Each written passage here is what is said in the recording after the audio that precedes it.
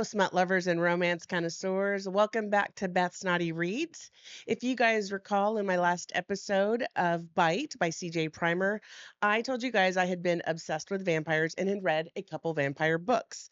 There were two that I wanted to review with you guys because I just liked them so much. And so this is book two of those vampire books. So today I'm going to be telling you about Forged in Blood by author Sadie Kincaid.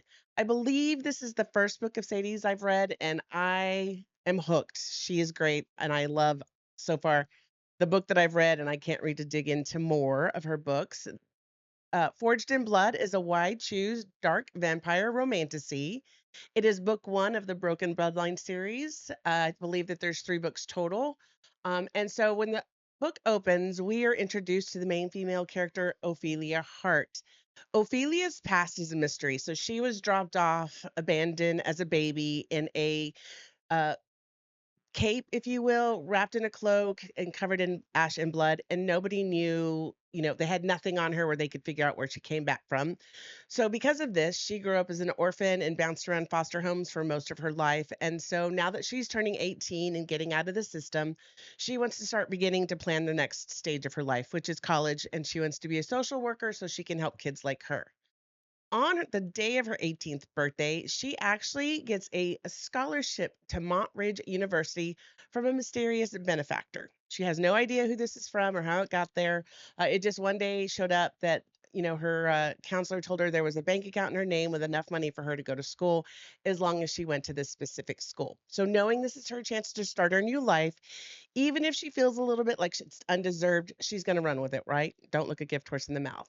So the school, Montridge University, has two types of students. They have human students and they have supernatural students. Now, the human students have no idea. I think that's a little BS, but they have no idea about the supernatural students. They have different classes, they have different teachers. It's for both of them. It is the first day of fall semester, and Sadie, that's the author, Ophelia hears a girl yelling for help. So she decides to run that way and see what's going on, and she can help the girl. And that's where she runs into three of the main male characters involved in the storyline. They're all vampires with very different personalities. So first we have Axel. He's edgy, bossy, and he's definitely the leader of all three of them. We have Xavier, who tries to intimidate people but doesn't take himself or life too seriously. And then we have Malachi, who is the sweet one, if you can call a vampire sweet, who believes in romance and love and loves to woo women. They are commanders of the Ruby Dragon Society, which is a society of dragons. And when she interrupts them, they kind of feel like she owes them because she ruined their meal. So they do drag Ophelia back to their house and they begin to tell her, listen, you ruined our meal, so now you're our meal, and if you take good care of us, we'll take good care of you. Wink, wink. They're just about to start their meal when the fourth main male character, Professor Alexandros Drakos, jumps in, and he is their sire, first of all. So he is the one that made them all vampires. He is the dean of history, and he is the faculty head of that society group that they are in. He stops the encounter, sends her home, sends her on her way, and gives a strict order that they are not to bite her, but they must watch her and keep her safe, which none of them really understand, right? So basically, she is the forbidden fruit, which makes her that much more enticing, and begins this relationship of like a bully predator relationship attitude. They love to give her a hard time. They want to make life as difficult as possible for her because she's making life difficult on them because they just want her so badly and can't have her. All four of them, so all four of the main male characters know she different, she smells different, she acts different, she's not afraid of them, and they can't quite put their finger on what it is about her, but she's just different. So they've gone through the first week of school, and Ophelia bumps into Penelope, who is basically her nemesis and the girl who bullied her all through high school. Ophelia is a little confused because Penelope received an acceptance from a different school out of state. So she doesn't understand why she's here. She doesn't understand why she's back in her life. And she's already beginning to tell that Penelope is going to cause problems for her. Penelope, like all the girls in the school, want the Ruby Dragon boys for themselves, right? They feel like they're beautiful enough and they should deserve their attention. And Penelope really gets mad when she begins to realize that the boys really focus on Ophelia, that they give her all of their time. And so she's angry about this and begins to kind of plan a an attack on Ophelia, if you will. And the boys can tell something's up. There's a situation that happens, and they're like, this wasn't, without giving away too much, they feel it wasn't coincidental. So they are ordered for one of them to bite Penelope because once they bite someone, there is a connection there and they can emotionally feel what they're up to. And so the problem is when Axel, who decides he's going to be the bun to biter because he's the head guy, Ophelia walks in on him feeding on her, and it just literally breaks her heart. And there's no remorse from Axel when he gets caught, and so she begins trekking back to the dorm, and we begin to see her cry, and we start to understand that every time she cries, it rains. And so while she's grateful for the rain that's kind of covering up her tears, she doesn't quite understand the weird things that happen to her with her moods.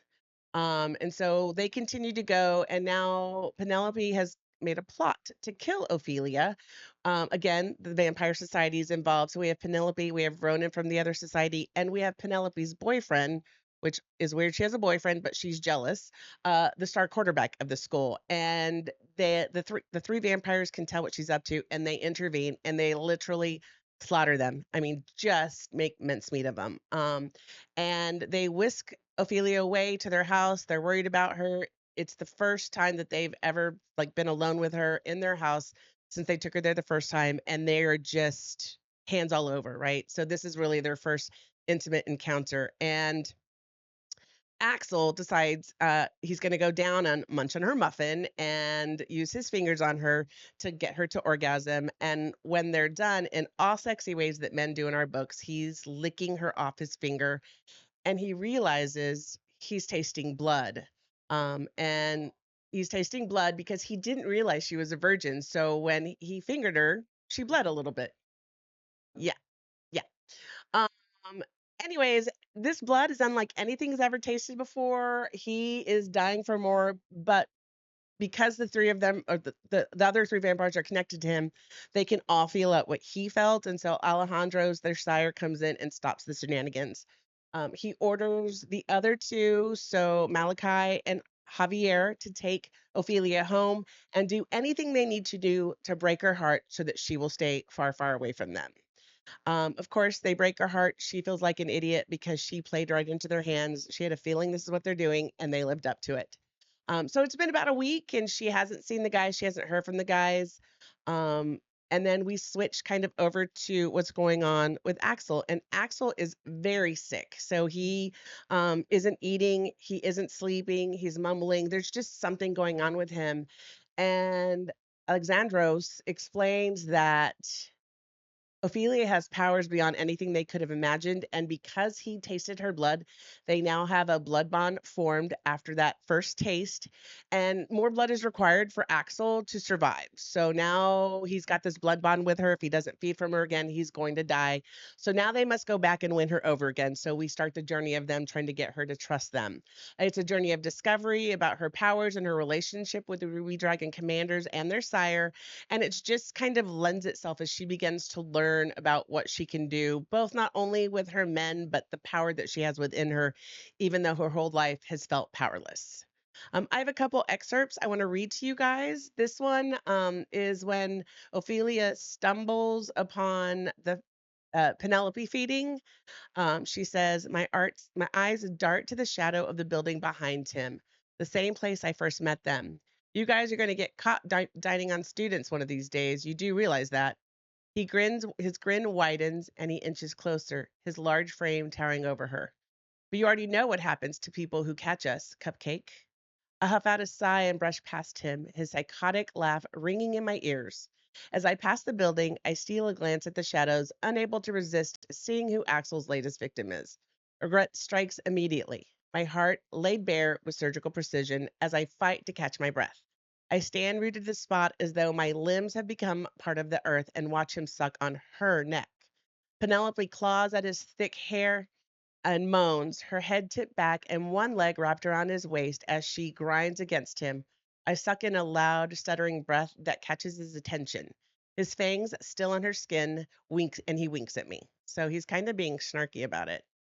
Um, this next excerpt is going back to when I tell you that Axel get his first taste of Ophelia and just kind of what is going through his mind as this is happening. So he says, her arousal coats my tongue and pleasure surges through my veins. She's sweeter than nectar, like nothing I've ever tasted before in my life. Fire burns through me. Fire and power. Unsurpassable, transcendent, life affirming power. Feeling invincible, I bask in the incomparable rush, and I wish I could live in this singular moment forever. Her juices flow down my throat, my fangs pulse painfully, and my tongue is coated in more than just the flavor of her cum.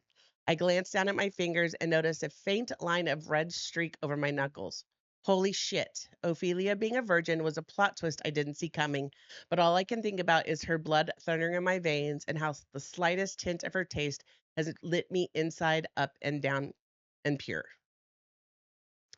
So that's just a couple excerpts. I will tell you that I rated this book a five, a jalapeno. There's you guys so much spice. You got male on male, male on female, male, female, male. You think it's in this book. They're definitely open doors, spicy scenes, so you get a lot of what's going on in there. It's not innuendos. And once they start having these scenes, they tend to start happening a lot more frequently. Uh,